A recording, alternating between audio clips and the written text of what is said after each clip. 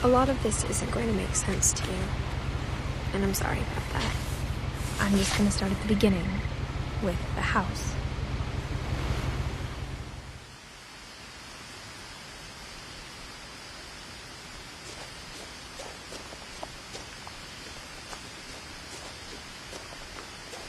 Someone had put up a chain link fence, but it looked like I wasn't the first person to hop it. My brother Milton disappeared when I was 4. It was like the house just swallowed him up.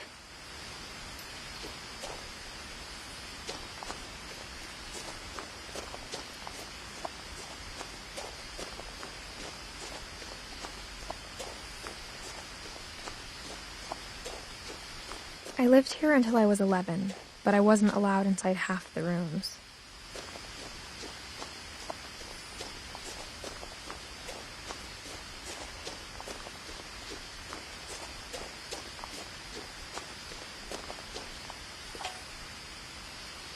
Inside the mailbox were bills from 7 years ago, marked urgent, open immediately.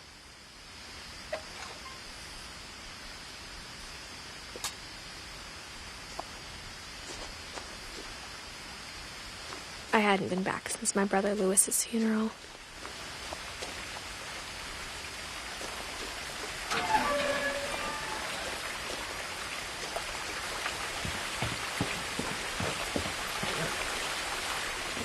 In her will, my mother left me a key but didn't tell me what it unlocked.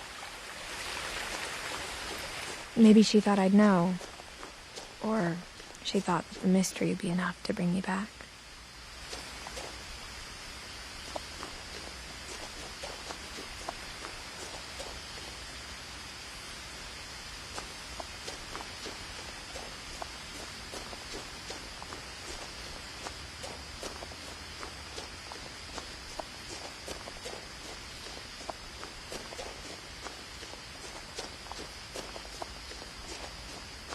No one had driven this way in a long time, but I saw a few hoof prints.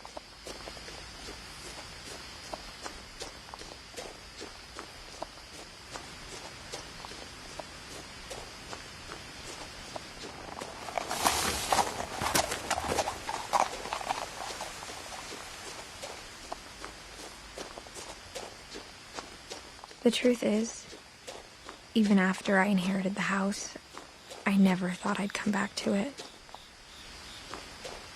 But now I had questions about my family that only the house knew the answers to.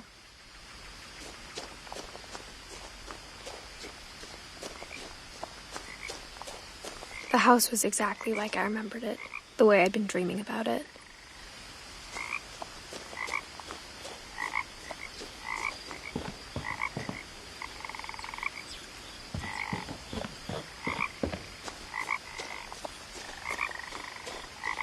I asked Edie once about the dragon in the pond. She said it had killed her husband. I was 6. It seemed like an odd joke to me, even then.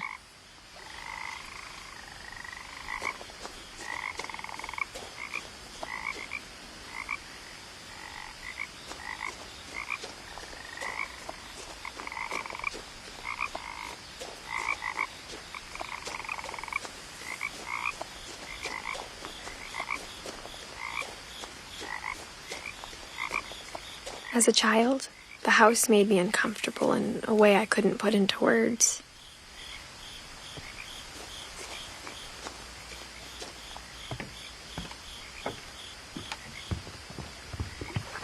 Now, as a 17-year-old, I knew exactly what those words were.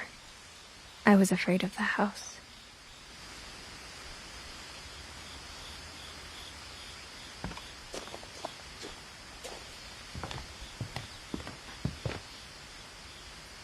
I hoped the key might unlock the front door.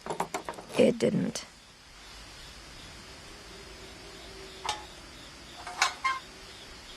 Looking in, I felt like the house itself had been waiting for me.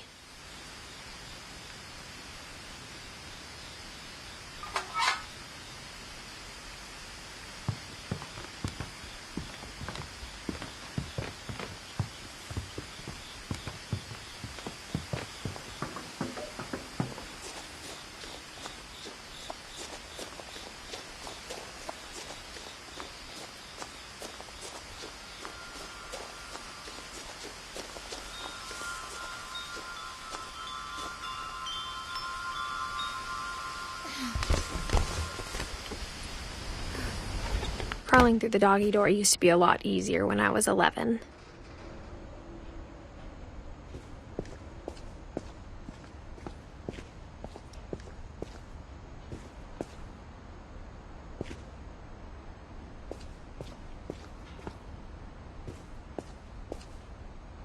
The power had been turned off the night we left.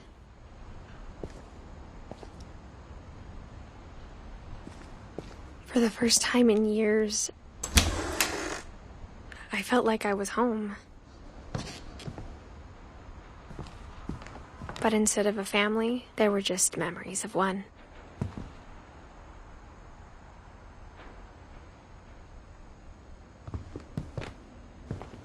Like how after Louis started working at the cannery, we all got sick of eating salmon. Except our cat, Molly.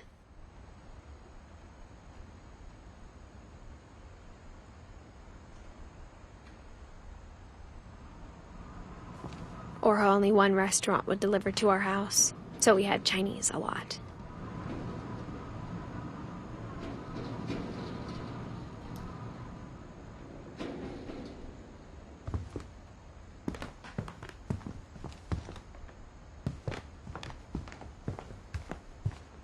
The table was still a wreck from the night we left. It was like a bomb had gone off, killing everyone but sparing the furniture.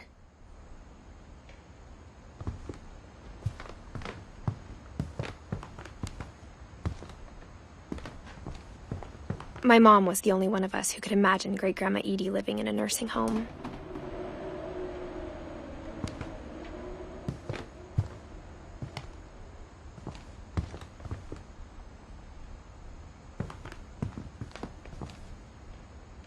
Nothing in the house looked abnormal. There was just too much of it, like a smile with too many teeth.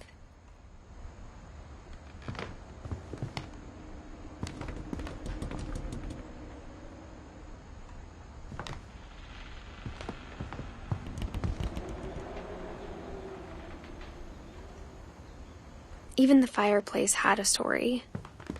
Edie told me the bricks came from the original house, after it sank.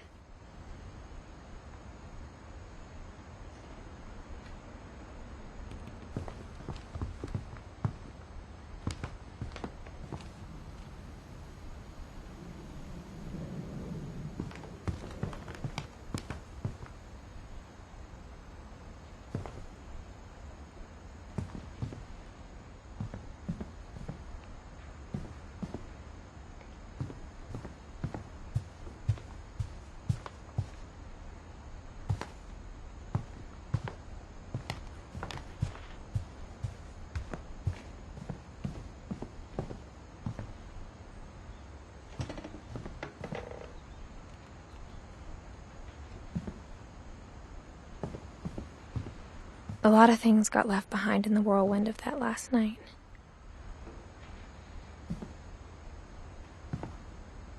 My mom wasn't much of an optimist, but she never stopped believing that my brother Milton was alive.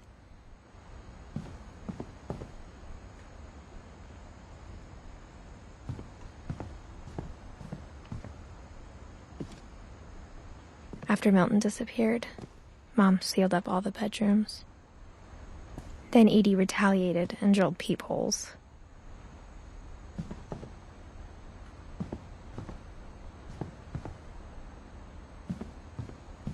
Whenever people ask me about my family, the first thing they always want to know about is Barbara.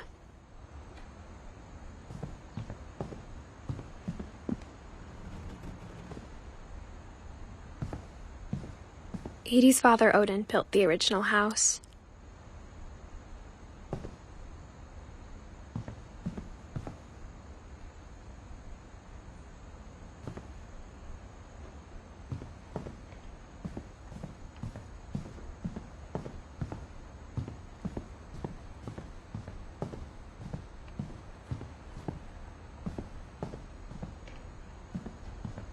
I spent a lot of time playing in Great Uncle Walter's room. I think my mom sometimes regretted not sealing it up.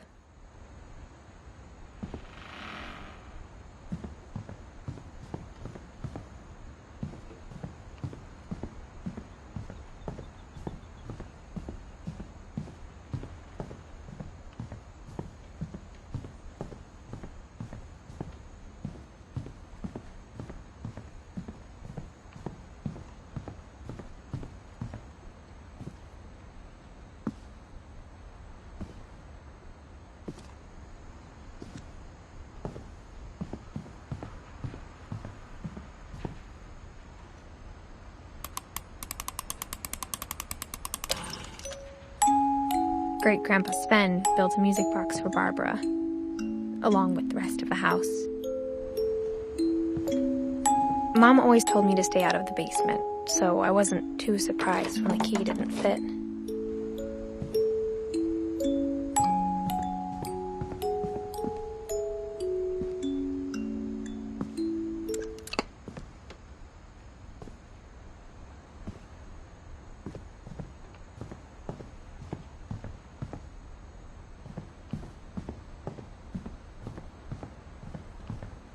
Louis told me there were secret passages, but I never believed him.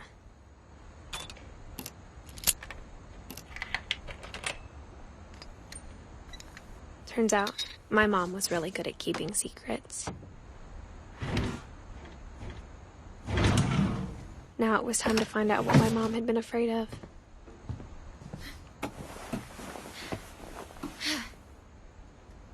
From the paintings on the wall, it was clear my brother Milton had been here before me. Reading this, maybe it sounds like I had a plan.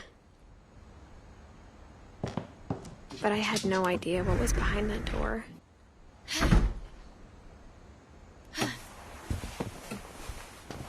Just like I had no idea where all this was gonna lead. I grew up looking at Molly's room through the peephole. Being inside for the first time, I felt like I'd stepped behind a painting.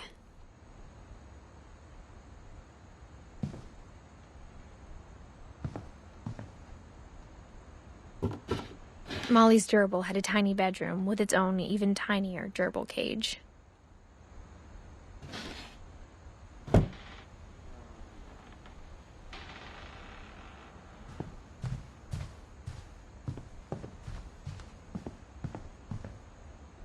I got the sense Edie had spent a lot of time here, before my mom sealed the doors.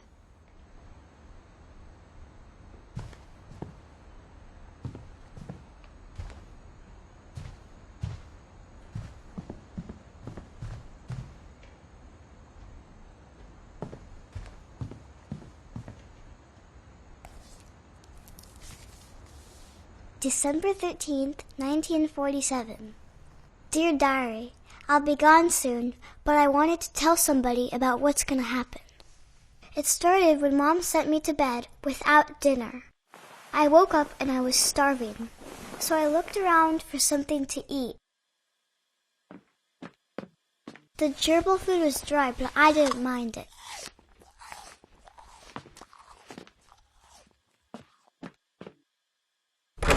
Mom, can I come out now? Sweetheart, it's late. Go to sleep.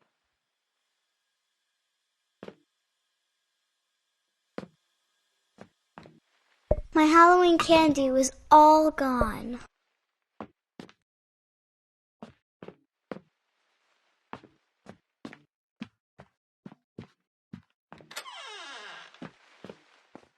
I kept eating and eating.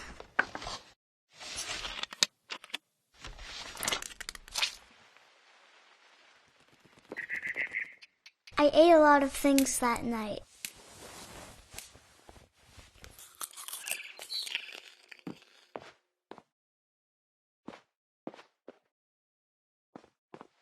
Then I heard chirping outside my window.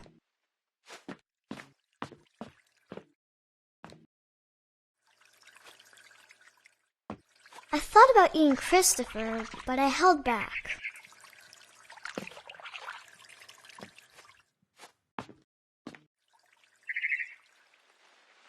It was a barn swallow going back to her nest. I reached out for her.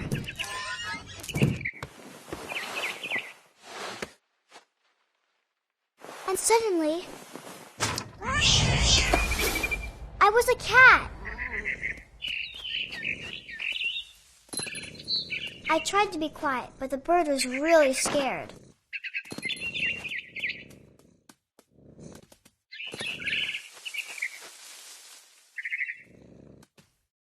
Mom and Dad didn't even look at me.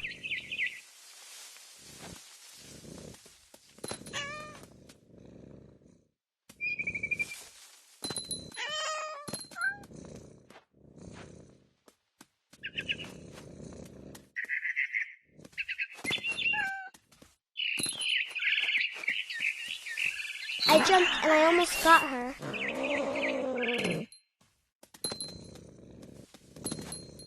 I could tell she was getting really tired. Now I was up in the big tree. I promised Dad I wouldn't climb it anymore. All I cared about was eating that mama bird. I gobbled her up. And suddenly, I was an owl. First, all I heard was the wind. Then I heard little teeth nibbling in the grass.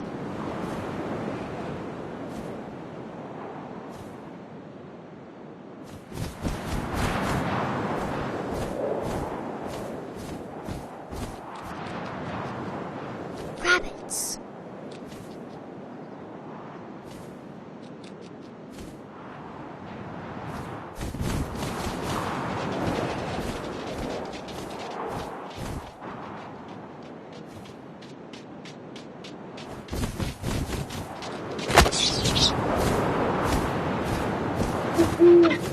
I imagined his face looking up and seeing mine through my talons.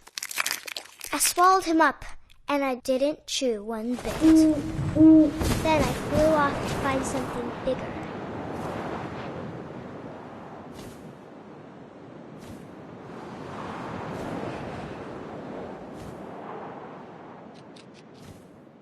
A mama rabbit.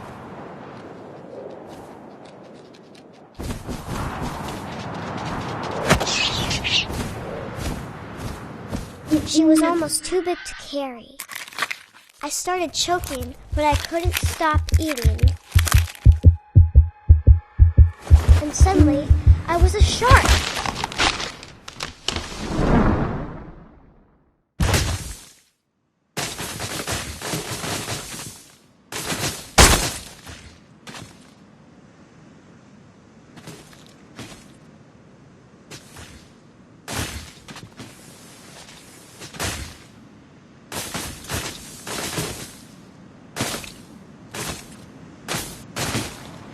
I rolled off a cliff and into the ocean. Now, I was hungrier than ever.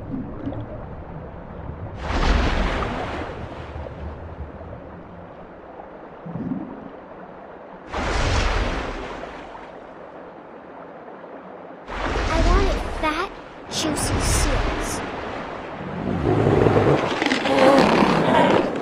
I tore off her flipper, and it tasted really good.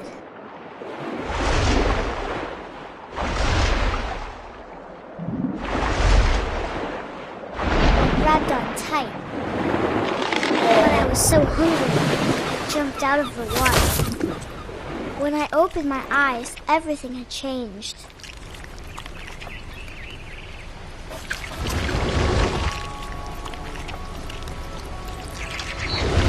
Now I was a monster, and I smelled people everywhere.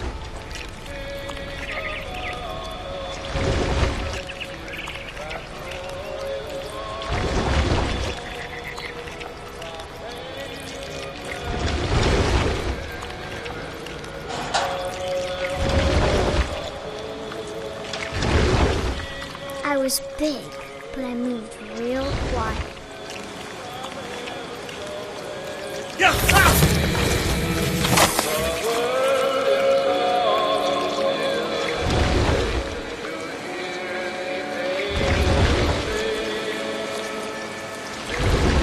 I wanted to stop, but also I didn't.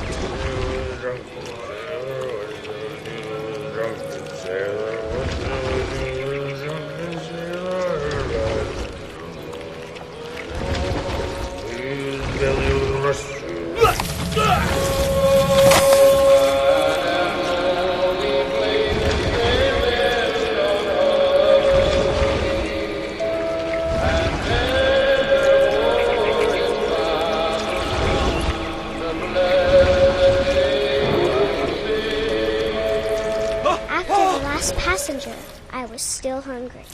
And across the water, I smelled something new. Something I had to have, so I swam towards it.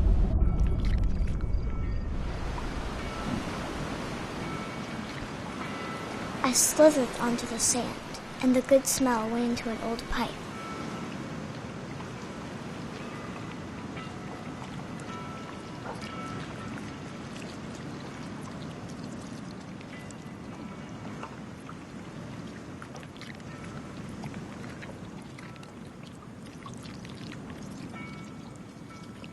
I got closer and closer.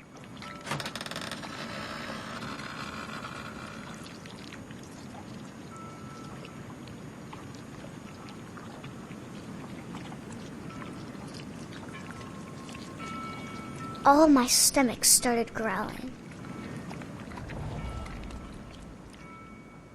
And suddenly, I was me again. I held my breath for a long time, but I couldn't hear anything. I think it's waiting for me to fall asleep. But it's not going to wait much longer. It needs to feed, and we both know I will be delicious.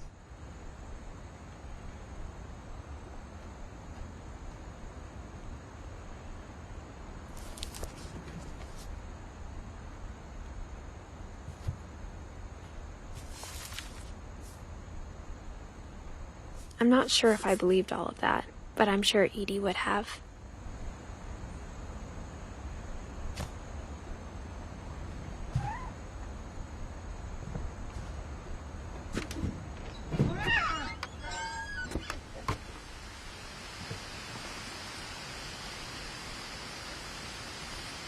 This will be obvious later, but my mom never told me any of these stories. Edie would have, but Mom didn't like bringing up the past. Though, when we adopted a stray kitten, she was the one who named it Molly. I spent a lot of time in Great-Grandma Edie's room.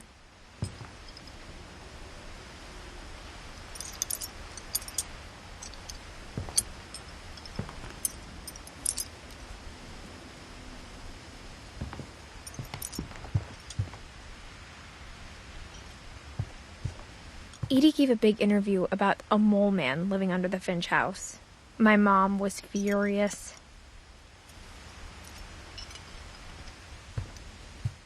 I hadn't thought of myself as Edith Jr. for a long, long time. One summer, they evacuated the island, but Edie refused to go. For a few weeks, she was a celebrity. When Edie told people Sven was killed by a dragon, she could also have said he was building a dragon-shaped slide that collapsed. She could have, but she didn't.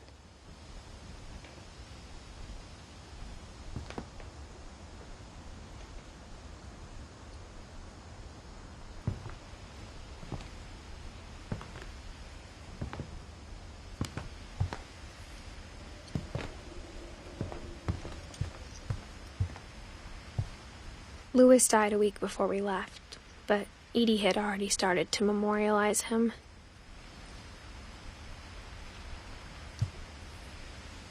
Edie knit me a new pair of gloves every year, just in time to replace the old ones.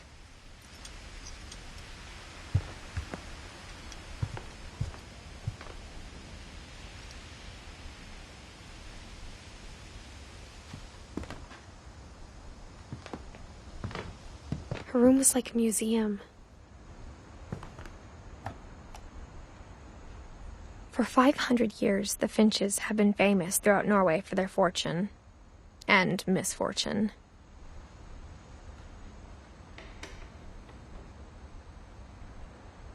Odin Finch buries the latest victims of the family curse, his wife Ingeborg and their newborn son, Johan. On January 7th, 1937, he set sail with his family and his house, hoping to leave the curse behind. But 40-foot waves off the coast of Washington send the house and Odin to the bottom of the sea. Odin's daughter Edie, with husband Sven and baby Molly, step ashore on their new home, Orcas Island. Odin Finch is the first to be buried in the new family cemetery.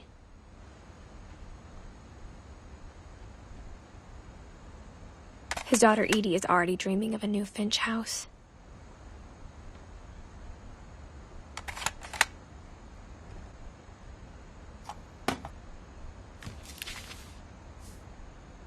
Whatever's wrong with this family, it goes back a long ways.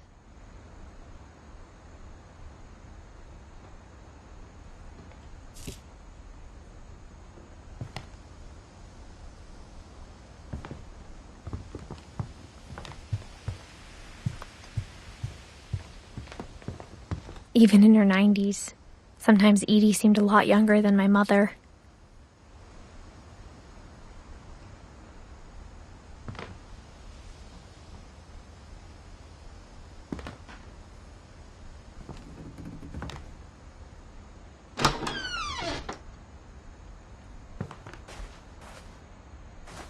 The only trace Grandpa Sam's first wife, Kay, left on the house was the pink bathroom.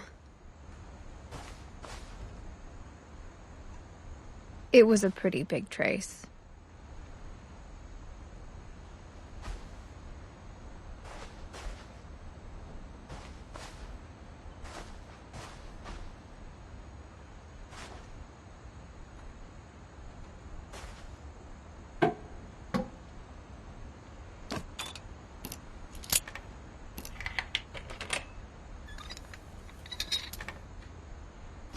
There's a secret in this bathroom.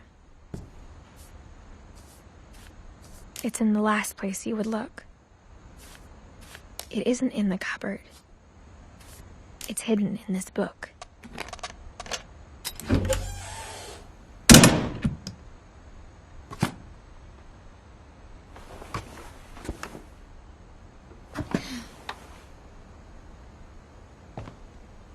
Sven gave Sam an old camera he'd refurbished.